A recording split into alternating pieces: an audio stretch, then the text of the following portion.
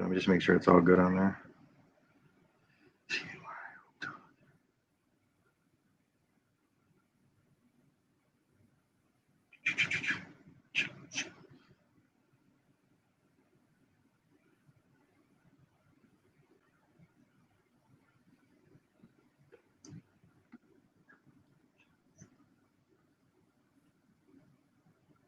All right, looks like we're good to go. Okay. Audio's good. 4 viewers already. All right, guys, welcome to the new and improved CNY Hoop Talk. I'm Jeff Richardson. Those that don't know, I am the founder of CNY Hoop Talk, joined by Nick Aversa, a well-known voice in the area also. Today's episode, we will just be bringing to you guys the latest action in this early COVID season. A lot of people are playing very well right now. With the COVID spike, things have been pretty bad as far as cancellations go. But I think we'll be good with finishing for sectionals and hopefully states also. Nick, you want to give a little introduction about yourself, buddy? Sure, Jeff. First of all, happy to on CNY Hoop Talk and 5. Very excited about this podcast. I think we're going to do a lot of great things, talk to a lot of great people, and showcase everything that Section 3 has to offer on both the boys and the girls side. So thank you for having me, Jeff. Mainly, I'm a PA announcer around town. I do Lemoyne College men's and women's basketball, Onondaga Community College men's and women's basketball, a lot of high school basketball as well, PA announcing. I got into it through a 2-year degree that I got a long time ago from Onondaga Community College in radio and television. I was actually the PA announcer on their one and only national championship team back in the early 1990s. So that got me started in it, and it's just been a love of mine I've been doing on the side for many years now. I love having the best seat in the house and bringing excitement to the games. So that's a little bit about me. Some of these players probably weren't even born when you started at OCC. I know I was a youngin'. Yeah, I'm sure. Let's get right into it. As stated, we got Coach Kent on the line. He'll be in in a few minutes. I guess I'll start with we'll start with Section 3 Class D. They have a bunch of teams that have been playing very well. And there's a lot of athletes up there that some people don't really know about that. They don't usually get the coverage that they deserve. I made a post about that a couple weeks ago. Yeah. We'll start with we'll go through the top teams in the division. Sackett's Harbor, they're led by Tyler Green. The boys side, right? Yeah, we'll stay on the boys side for now. Okay. Sackett's Harbor's 10-0. Right behind them is Hamilton. The Rider, who used to be the top dog, is 6-1. Cincinnati is 7-1. Madison says they're 10-2. Bellevue Henderson is 8-2. Copenhagen is 7-3. New York Mills is 5-4. Orinsky is 5-5. And Teslick Valley is 3-4. Yeah. Class D is kind of wide open it's going to be interesting to see how things pan out there. There's like four or five teams that have a shot of being there in the end. Obviously, Sackett's Harbor is undefeated, hasn't lost yet, 10-0, and neither has Hamilton. And Hamilton, of course, has somebody very familiar for us coaching their team, Tom Blackford, who started out at Hamilton and won a whole lot of games there, went over to Fayetteville Manlius, won a whole lot of games there, and he's back at Hamilton doing the same thing, nothing but winning with his 1-3-1 defense. And he's one of the legendary coaches in the section that we've had for quite a while who just keeps on getting it done wherever he goes. So it looks like the Class D is wide open. It's going to be interesting, like I said, when it comes sectional time to see how it pans out. No, the coach is he's very well known around here. I think they put a good article on him about the other day too, right? I think that the Post Standard did. Is he closing on 500 wins? Yes. Yeah, he's getting close to a milestone. That's what the article was about last week. So, yeah, Tom Blackford's been getting it done, nicknamed Blackie. He's been getting it done for a long, long time. Well respected in the community in Section 3 for sure. Yeah, it seems like it. Was he at when was he at FM or FM a long time ago? Not too much. I mean, probably I forget now how long he's been back at Hamilton, but within the last maybe 10 years, 7 to 10 years, maybe. Hamilton's rolling this year. What about the Rider team? They've won Section 3 a couple years ago at OCC. They got a kid with the last name Richardson that's really good. And I know one kid from Bellevue Henderson. His name's Dom. He's pretty good too, but the coverage up there is very shaky sometimes. Yeah. Hopefully, a show like ours can bring more, bring more coverage to what they're doing out there. Yeah, we got to do it for them. Yeah, in Class C, you got Tully and Wheatsport sitting at the top, along with West Canada Valley, all at 9-1. Dulgeville comes in at 8-2. So you got 4 teams right now in Class C that are right there at the top. Again, it'll be interesting to see how that shakes out come playoff time. But you got 4 teams that have a legitimate shot to make it to the sectional finals. Tully and Ryan Dando, he's been getting it done for a long time at that school. It seems like it's them and Wheatsport. It's them and Wheatsport every couple of years. But I think West Canada Valley and Dodgeville will be right there too this year. Yeah, they're all right there. And then, when you talk about Class B, obviously Chittenango and Lowville are undefeated. You got Chittenango at 9-0, Lowville at 8-0. Marcellus is right there at 7-1. You got Utica Academy of Science at 9-1, along with Central Valley Academy at 9-1. You got Skinny Atlas at 7-1, Little Falls at 9-1. You got Phoenix at 9-2. VVS is 8-1, and there's a whole lot of other teams that could make a run at the end, including, anyone from West Hill to APW. There's a lot of teams in that B division that have a legitimate shot. They don't all play each other either. Nope. It all depends on what division you're in. Yeah. Yeah, I don't understand. I don't. Maybe because they're too far out. Yeah, so that section, that Class B division of Section 3 is wide open as well. There's a bunch of teams that have a shot to make it to the end there, so that should be very exciting as well. I think Skinny Atlas will be a sleeper too. Yep, they're always pretty good. West Hill's coming together at the right time. Yep. Yeah, Kevin King's always going to have his guys ready to compete. I know in Class A, you wanted to talk about New Hartford. They sit atop the Class A at 9-1. After that, you got Grimes at 4-4, Bishop Grimes at 4-4. You got Fulton at 5-3, Jamesville DeWitt at 5-5. But New Hartford's been getting it done this year at 9-1 in Class A. I watched them. I think it was they were at OCC for the Pepinos. The kid that caught my eye was the Zach Filipowski kid. That kid does everything. Yeah, he's been having a great year. He's been putting up big stats in every category. He's filling up the stat sheet. So I think they lost.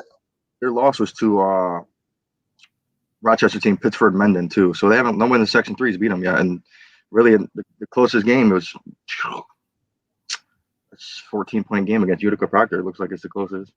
And then Whitesboro, it was 55-41 against Whitesboro. So it's curious to see what they'll do.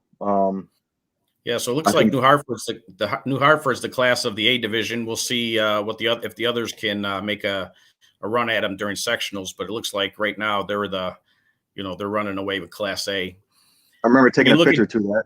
They have team shoes. You never see that anymore for teams. I noticed that when I was at OCC. Okay. They have pink and purple team shoes. Oh, nice. Okay. So we'll go to Double A. So we got West Genesee is sitting at the top. We're going to talk to head coach Fred Kent in just a minute to talk about his team. CBA in Liverpool right there. Fayetteville Manly is a tough team in Double A as well. And then you got teams like CNS and Corcoran and Ludden and Henniger and Proctor who can all give you a tough game on any given night. But it's going to be interesting to see how it shakes out with West Genny, CBA, and Liverpool, and see if FM can sneak in there as well. I think Liverpool's got West Jenny next week, right? At Liverpool, it should be. But I think it's the 18th is the rematch. Two more weeks. Okay. Yeah. You want to, Coach Kent ready to go, would you say? I think he's ready to go. Sure.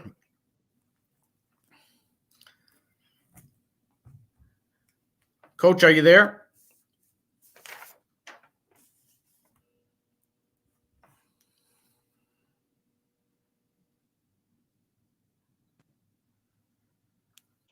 I think he might have logged out. You want to text him to log back in? Yep, I told him to come in Okay. 7:15. So we got a few minutes. Yeah, you want to take a look at the girls' side of things for just a minute? Yeah, for sure.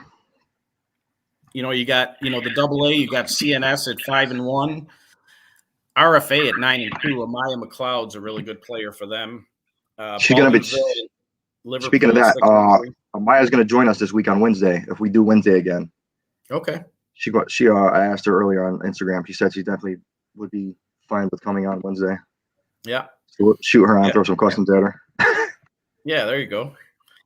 In Class A, you got Indian Rivers running away with Class A at 9-1, but Auburn and Cortland are right there at 6-2. They haven't played as many games. Camden 6-3. So Bishop Ludden's a good team that hasn't played as many games. They've only played 6. They're at 4-2. Fulton's at 5-3. New Hartford 6-4. So you got a number of teams in the A division that are good quality teams this year, but Indian River sits atop at 9-1. Just curious to see how New Hartford is going to do without Kaya Henderson too, who left for Ohio State. Yeah. That's a big loss in the season. Yeah. And then if you go to the B division in the girls, I mean, you got Little Falls, who's undefeated at 7-0, but General Brown's 10-1. So they're just as capable. Obviously they're two really good teams, but then you got other schools that haven't played as many games that are just, Casanova is 5-1. Mexico and West Hill are 4-1. They just haven't played as many games. And then you got Phoenix and Skinny Atlas at 7-2. You got Homer at 6-2 and Bishop Grimes at 5-2. Along with Oneida at 7-3 and Utica Notre Dame at 7-4. So it looks like the B division, just like on the boys' side, is wide open on the girls' side as well. It's going to be interesting to see how that shakes out. Have you watched the girls' Grimes games at all, or called any of them? I saw one of them. Yep. They've been good the last few years. They've been decent. Yeah, Coach Cifanelli always has them ready to play. They're always going to compete. They're always right there. If you look at the C division, the C section for the girls, you got Thousand Islands at 7-0, Mount Markham and Waterville at 9-1, West Canada Valley at 6-1. So West Canada Valley, both the boys and the girls, this big year for both of them. Yeah, Lafayette at 8-2, Sandy Creek and Wheatsport at 6-2, and then you got Frankfurt Schuyler at 7-4. So the C division also has got a bunch of teams near the top. Wheatsport's always been solid with girls too the last 5-6 years. Yep. And then in Class D, Poland is 7-0. Copenhagen and Hamilton at 7-2. So Hamilton boys and girls are both getting it done. Brookfield is 6-4. So you got 3-4 teams in Class D that could make it to the final as well. So or win the Class D division. So it's going to be interesting. It's been a challenging first half of the year for both the boys and the girls. Yeah. Some teams haven't gotten as many games in as others. But there's a lot of good basketball out there in Section 3 on both the boys and the girls side. And I'm looking forward to the second half of the season. I like the idea. I like the boys varsity and girls. I like the girls varsity first and the boys varsity after. I like the schools that have been doing that. I made a post about that the other day. I think that's how it should be going forward. Yeah, that's pretty cool. They used to, a lot of them used to do JV then varsity, but if more and more are starting to get to varsity girls, varsity boys, that's kind of a nice dynamic too. So bigger crowds too. Yeah, and I think it's time to welcome our guest to the show. Let's see if he is on here with us. Yeah, just as soon as he logs in, I'll just add him to it. All righty. I'm looking forward to talking to Coach.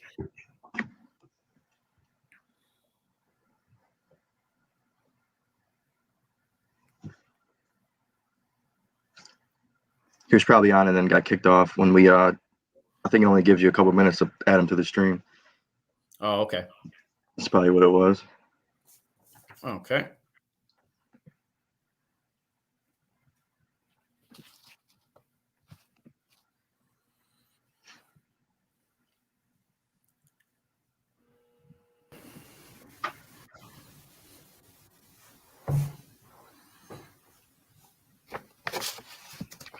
Did you say the Google Chrome worked out well? Did it work for him?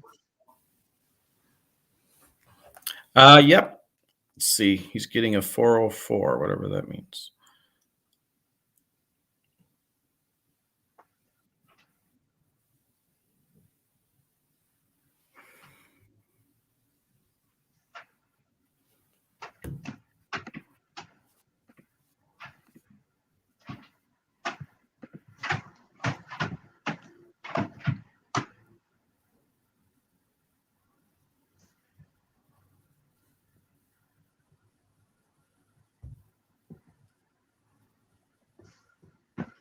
Should I resend him the link, or is it? Did you? Let's see. He said he's getting a 404. Do you know what that means? Does it like just an error? Yeah. I'll probably have to close it out and then open it back up. Like close the browser down completely and then log back in.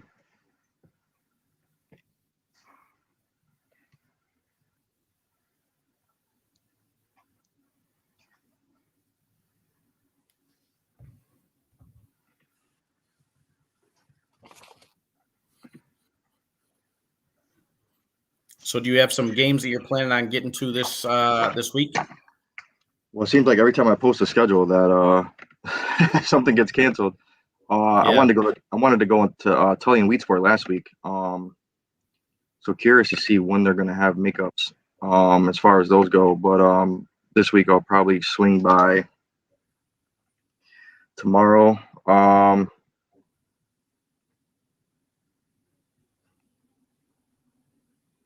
They're all North schools. I do want to watch Faith Heritage play. I guess they have some good players over there. Cooperstown and Utica Academy Assignments play tomorrow. If the weather's okay, I'll probably try to get to that one. And then Tuesday, probably West Jenny and FM I'll get to. Casanova is at Skinny Alice. Solvay and West Hill. Auburn and Oswego. That's another one that I just got to see where the weather's. I think it's going to be 7 degrees Monday. Okay. That's always fun. I know it's freezing outside. It's Yeah. that time of the year, though. We've gotten lucky so far. Yeah. Do you see Fred on there yet? Yeah. Okay.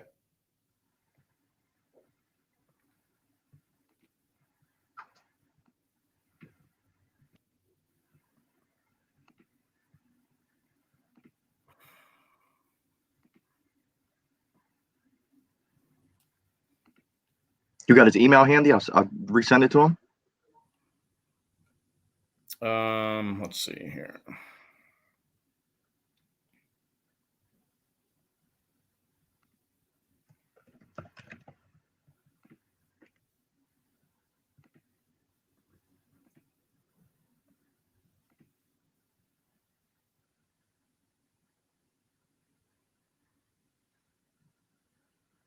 Okay.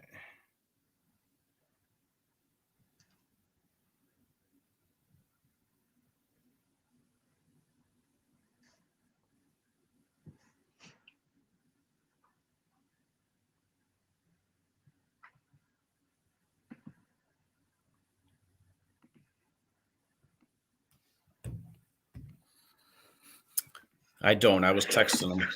All right. I think I sent it to you earlier, right? But I can just send it to him too directly.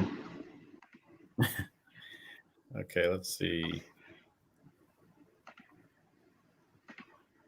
Yeah, let's see here.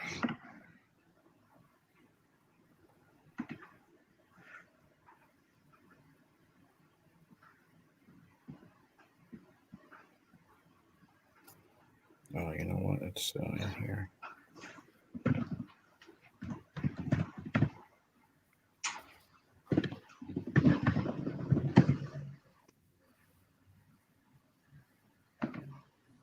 I just sent it to you again if you want to just forward it to him, if that helps.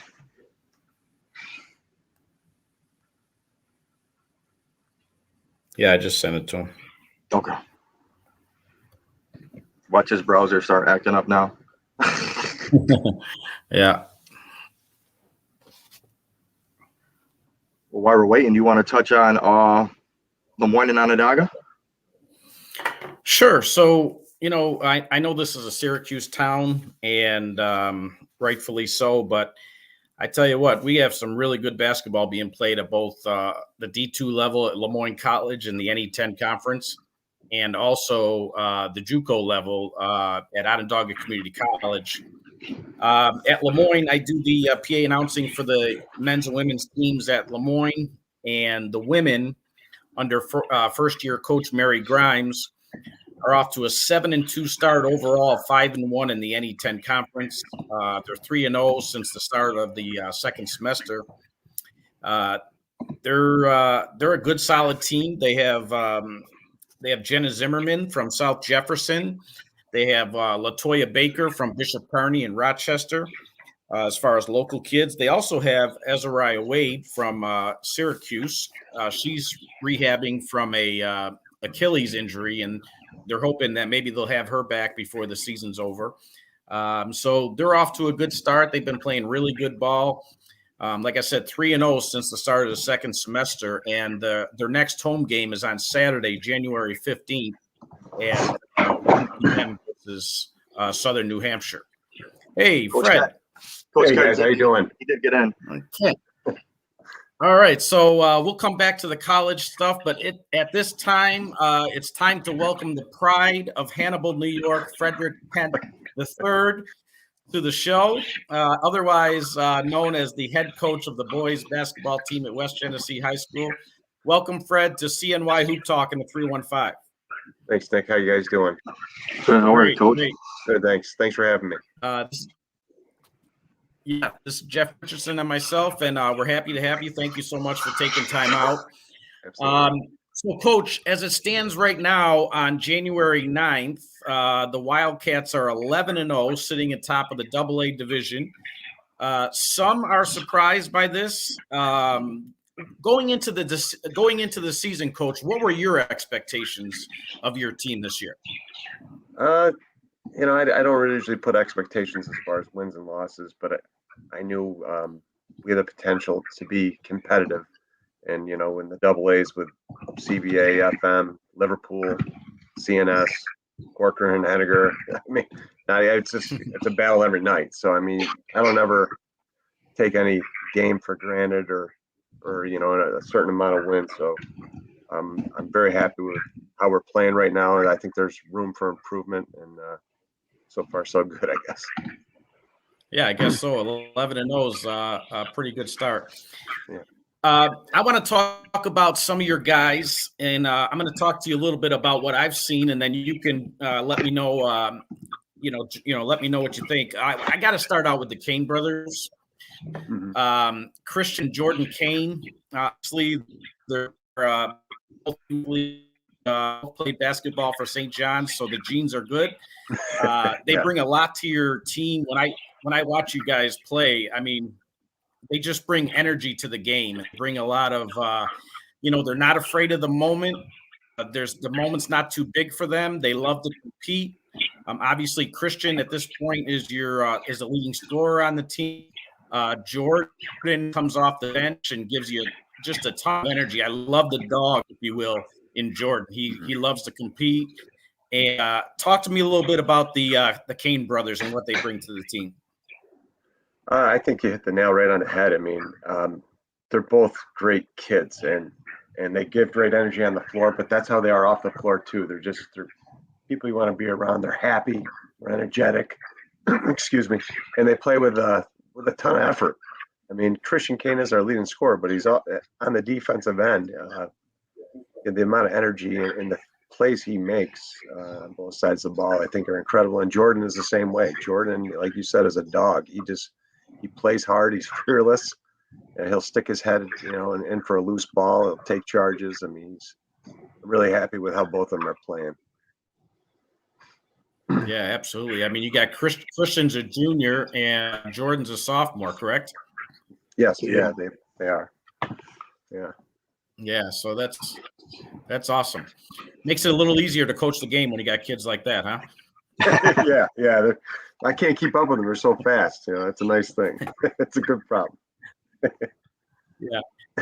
And next up, we got to talk about Christian Amica, who's also a junior. As far as Christian Amica goes, just what of a leap of improvement I've seen both physically and maturity-wise in Christian. Just a tough player, goes to the wrong, shoot it from three. And I think one of the things that really stood out to me about Christian Amica, even in that Liverpool game, which was such a big game, he was so good on the defensive end. I mean, he guarded Jacob Works most of the game, and Jacob's one of the better players in the section, and he made him work for everything he got that night. I was really impressed with not only what he could do offensively, but also what he could do defensively for your team. Yeah, I totally agree with you. Christian has improved tremendously. He's always been a skilled player, but he's improved his body so much. Just the amount of athleticism he's gained in the past year, and the hard work he's put in the weight room and training with his, as a personal trainer. He works, diligently with him, and it's really translated into two things: finishing, getting to the free throw line on offense. Then defensively, he's now able to match up with some of the best players in the area. We're not hiding him at all defensively, and that makes us a much better team because he's a physical kid now, which is great. Just got to keep him out of foul trouble. I coach AAU for City Rock, so I've seen the jump that he's made also too. Just from 2 years ago, I remember he was a little heavy set. He's probably my size, and then I think the 2020 tryouts, he came in the gym and he was probably the number one hustler for the 16s, run up and down the court. Yeah, so you could tell the work that he's put in for sure. He is. He loves the work. I think he loves the work as much as playing.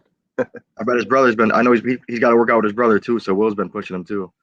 Oh yeah, and they have I'm very fortunate with the Canes and the Amicas. They're brothers, sets of brothers. They both get along so well with each other. It's not like a sibling rivalry. There's a bond and relationship to want to see each other succeed, which I think is somewhat unique. You need that nowadays. Yeah, exactly. There's support right there for him, which is great. How do you like Mrs. Amica's pumping up the crowd? She is the former cheerleader at Port Byron, and she brings that to the court. She's let a few chants. You're absolutely right. I don't usually pay attention to it during games. I think I just saw the new one, the Start the Bus one. I think I saw the other day. Oh, I was not there for that. There for that. She walked right over to the kids and she walked right over to the boys and told them to start the bus up. I seen it. Oh. You need parents like that though that are all in. Yeah, very supportive. Very lucky to have her part of the program. How would you say Coach, your team now matches up with the state championship team from a couple years ago? We got a long ways to go still, I think, to match up. Not a long ways, but we got a ways to go, I think, still. We cannot play. We talked about it after our game yesterday. We can't put 4 quarters together yet. We have 2.5 very good quarters, I think, and we hit some lulls in the game where we're really fighting ourselves and failing to execute on both ends. So we know we got to get better to get to that level. We're a long ways away. We got FM Tuesday, and they're gonna be very tough. So they're scrappy. Yeah, they are. They're really tough. Coach. One other kid I wanted to highlight too was a kid that when I see him play, even though he's a sophomore, he seems like he's almost like the glue to the team from what I could see. He's one of those kids where you throw the phrase around, plays the right way. He sets picks, he goes after rebounds. He can't score but doesn't care if he scores that much. And who I'm talking about is Gary Mclean. What can you tell me about Gary's improvement? Gary, I mean, he has just made a huge leap from the spring, whatever our COVID season was last year to now.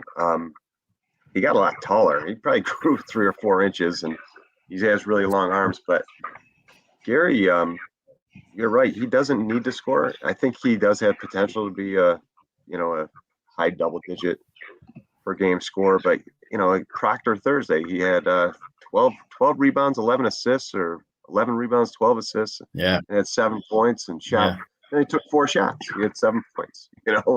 And he does a lot of things. He leads our teams in block shots. I think rebounding, and he's like second in assists. He does a lot of different things. So looks like he's right up around 9 points a game and 6 rebounds. Yeah, he's 2 blocks too for sure. Steals too. He's got a bunch of steals too. Oh yeah. He's a smart player. He's usually in the right spot. We put the ball in his hands, like inbound situations. He's quarterbacking the from the baseline out of bounds, any press situation or anything like that. We trust him with it, so it's nice. Yeah, and it seems like even though he's an underclassman, he's mature beyond his years as far as basketball. Yeah, his older brother Jack played for us. Okay. Oh, Jack Steele. I do remember Jack. Jack was a solid player also. Yeah, Jack was on the state championship team, so I know Gary saw all those games, and he knows what it's about. I think he understands the bumps he needs to make and the big games coming and stuff. So he's a very smart kid. Have you guys had any? You guys haven't had a COVID pause yet. You got the 2 bigs down low. You got the. Okay, go ahead. COVID hasn't hit West Jenny yet. Have you guys been safe and sound so far? No. I think I was just looking at it today. We've only had 5 kids suit up for all 11 games. So we haven't had 14 guys, I think, suit up since early December 7th. So we've had 1 or 2 kids, which we just never took a pause. We made a deal with the guys. I said, hey, if we have 8 guys, we're going to play no matter what. And we've seen some of our kids come back from the quarantine, and you're out 2 weeks. It's not good. It's hard. We've had 4 or 5 kids come back from quarantine, and there's no rhythm. It's a challenge. It's tough. Real tough. Yeah. Yeah, so Coach, you got James Tully and Jaden McNell down low. You got Gray Mall and Carrick Albright off the bench. You got a lot to work with there, even though you don't have them all together all the time with the way things are.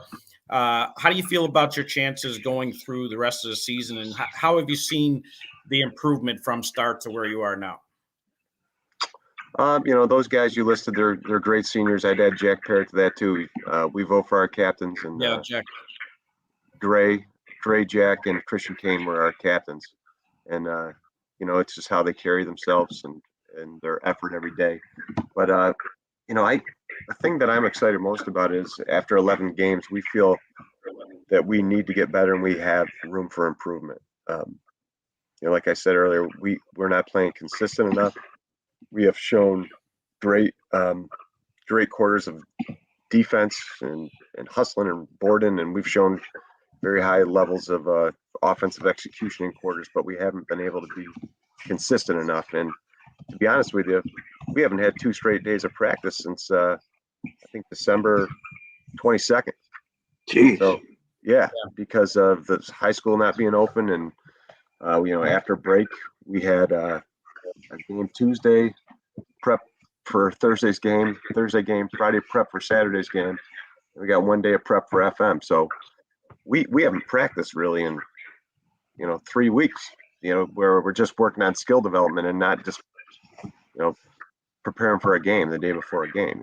Everything's a 1 day prep. So I'm really proud of our guys because they're grinding and they're listening and they're doing the best they can. But we need a couple of days in the gym just to skill develop and run our stuff again and just get better.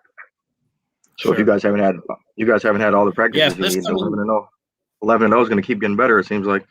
I hope so. I think our kids don't. They like the schedule where it's just play 1 practice. Light practice, hour and a half practice, boom game, and then game time. Yeah. But I want to get back in the gym and work. So, Coach, this week you got FM at their place on Tuesday and Nottingham at your place on Thursday before the big rematch with Liverpool at their place on the 18th. We were talking about it a little bit with the COVID protocols and things of that nature. You know, in years past, guys on the, I guess, say if you the back end of the bench would basically, know, well, the only time I'm going to play is if we're winning by a lot or losing by a lot. But in times like these, that's not the case at all. I mean, sometimes you're starting the game with not a full roster. And then if somebody gets in foul trouble, you may need every single player on that roster at time or another throughout the year. So talk to us a little bit about the challenges of coaching in a season like this with all the COVID protocols. I mean, prepping for, like, right now you're prepping for FM, hoping that you're going to have your full roster to go out there, and you never know from day to day. So talk to us a little bit about the challenges of that. Yeah, I mean, it's you talked about Jaden and James Tully. We have barely had both of those two guys together. Like, we had them both in the Henniger game, but one of them was just coming off a pause, so it's really difficult. It's you got to make sure everybody's ready. You got to make sure guys know where to be in multiple spots. Just spacing, and our plays, our out of bounds plays from different spots. Like, these kids really have to know multiple positions and know what they're doing, whether without the ball, off the ball, being a big man. Like, we've had to play without centers, which we don't usually do.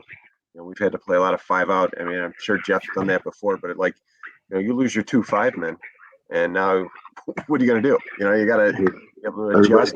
Everybody's got to move and run. Yeah, and just make sure that we're organized enough so we can still play. So it's a big credit to our kids. I'm so happy for our guys. They've grinded the whole time, and we've had, like I said, 5 guys. We've had 2 coaches out, but they've continued to grind. I'm really proud of them.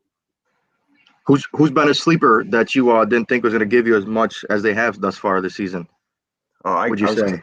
I was going to say, I'm not a sleeper. I don't sleep during the season. I thought I thought CBA would be good, but they're playing at a really high level. When I've seen them, just their level of execution, how physical they are defensively, I think they're really athletic. I knew they'd be good, but they're playing really, really well. And I was really, really impressed with Henniger. I think they're going to knock off some teams. We played them yesterday. They started out 3-0. They have athletes. They started out 3-0 and then they got to the Pepinos Classic, and they took another loss to New Hartford, which was obviously not a AA team, which put a camel on their back. And Dan Anderson at CBA's got to be about 35 now, isn't he? Yeah, I think him and Luke Davidson from FN, they're both 35. Been there forever, but that kid, he's still going to I think he's still going to the University of Denver for lacrosse, right? Yeah, Anderson is, and he's put on some muscle too. I know he's getting ready for Division I lacrosse, but a lot of people, I have a lot of people that always bring him up to me that he doesn't get the credits that he deserves, but everyone knows about him, and it's just they expect what he does out of him. Yeah, I love we've in Central New York, we've had many years of great point guards, but you look at, and I'm probably missing a couple, but you look at Davidson, Anderson, and Kane, and all 3 of them are winners. They're just tough, competitive kids, and I really like that. I love that about all 3 of them. So it's nice. And that's the thing, Coach. Not just talented players. That's what they're looking for, right? Yeah. They're coaches on the court, all 3, and just right. They're all 3 coaches. We're all 3 of us coaches are lucky to have them. Program kids. Yeah, exactly. Yeah. Exactly. Yeah. So Coach, give me a player on your team. Oh, go ahead, Nick. I was going to say, give me a player on your team that has stepped up to a challenge that you didn't think was going to be as good as they've been thus far this season. Ooh, good question. Boy, I'm really happy with Jaden McNell. He has really come on. He had to go through some pauses, but man, he came back against Beeville and had a 17-point game, and He's had multiple games of 3-4 block shots. He finishes well. I'm really happy with how he's playing. He's I'm an Auburn. I'm from Auburn. I'm an Auburn guy. So his dad's got ties to Auburn. Oh, okay, nice. His dad. I used to play basketball with his dad and his uncles. I think he's got a 6'4" uncle too. Oh, lives in wow. Baldwinsville. Oh, So he's got a height. The whole family's got height. Yeah, he's a great kid too. Great kid. Yeah. So before I ask you this last question, give me your kids' names and ages and then I'm going to ask you a question. Well, I got my assistant coach Ellie. She's 9. Come here, Ellie. She loves basketball, so she's been listening here the whole time. She's making me nervous. And then Okay. I have a daughter, Lena, who's 13. She's a swimmer. She doesn't like basketball Okay. much, but she loves our games. She gets nervous, and my wife does a book too. So I'm very fortunate that the family supports it. Yeah, that's my question.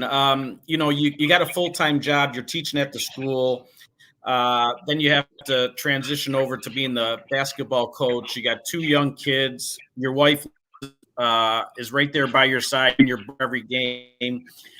Tell me how you go about balancing the work and the home life with such a busy schedule. Boy, I don't know if balance would be a good word. I think my family's really patient with me. I think today I've watched three FM games and did our stats from the Proctor Henniger game, and I think I still owe them. You know what I mean? And I was talking to my coaching staff after because I missed 2 games this week. I think my wife has been more to more of my games than I've been to my games now that she was doing the book and I was quarantined. So I'm just very fortunate that she's that supportive of it. So I still owe her. It's not balanced. It's not balanced. Right. I'm sure she reminds you of that too. Oh, I'm sure she will at some point. So is it she's true? Listening? She just heard me in the other room. So. Oh, she okay. It's your fault that your daughter didn't get the right color Josh Allen jersey, or is that not a rumor? Yeah, she really wanted the red one. It's my fault. Yeah. And we ended up getting a blue one, but my mom was going to buy her a blue one, and my daughter didn't want it. But now we're buying the blue one, and my mom doesn't buy it. I see the Colts choke today. Just make sure you get it right, whatever you do. I see the Colts choke today too. So the Bills have to run into the Titans. It looks like, and the Patriots now. The Jaguars smashed the Colts. That's unbelievable. Well, hey, Coach, you have a reputation around the league of not only being a good coach, but even a better guy. And I can attest to that. I want to thank you so much for taking time out of your schedule for joining us on CNY Hoop Talk on the 315. Thank you. Good luck the rest of the season. We'll be watching you, and hopefully we can talk to you again towards the end when we get close to sectional time. Absolutely. Thank you so much, Jeff and Nick, for having me. It was a lot of fun. Appreciate it. Thanks, Coach. I'll see you this week or next week at a game. Awesome. All right. Thank you. Appreciate it. Talk to you later. See ya. Thank you, Fred. All right. Take care. All right. So that was head coach Fred Kent of West Genesee High School. That was a fun interview.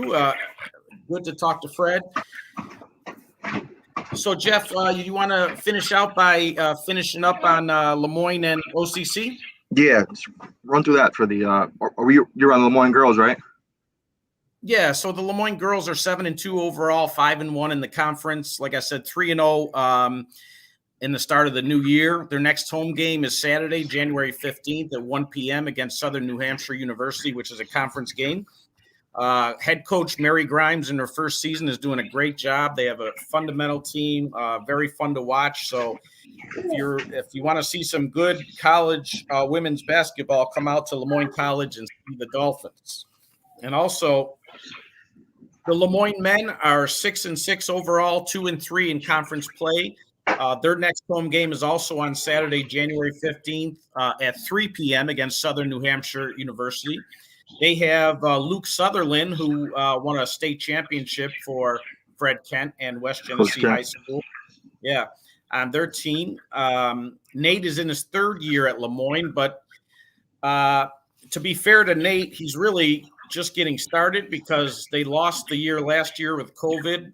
The year before was his first year. So this year they've had a lot of games canceled and rescheduled. So it's hard to get a flow for what they're doing, but they come out and they compete every night. They're a fun team to watch.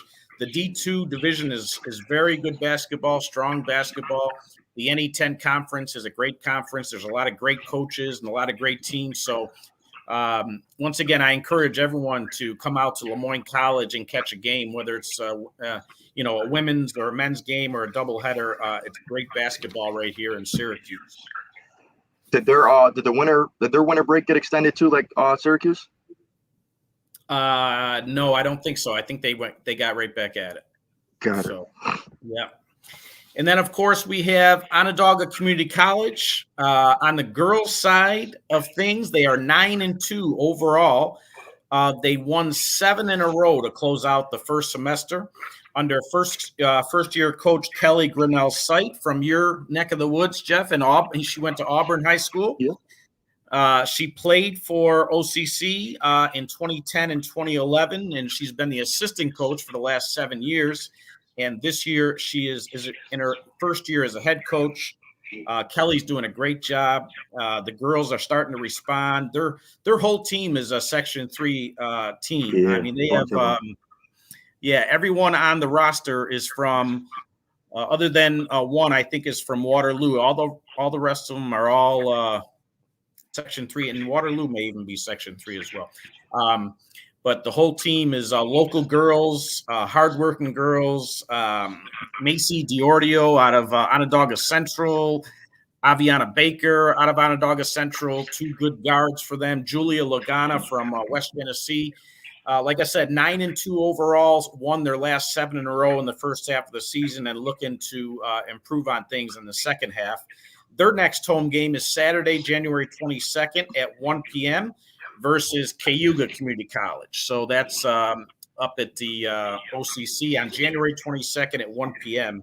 So, again, if you haven't seen junior college basketball, it's high-level basketball on both sides, the girls and the guys. Some really good players, really good coaches, and really good ball. And, of course, you go to the men's side and you talk about my guy, Eric Cerrone, who is coached for a long time at Henniger High School.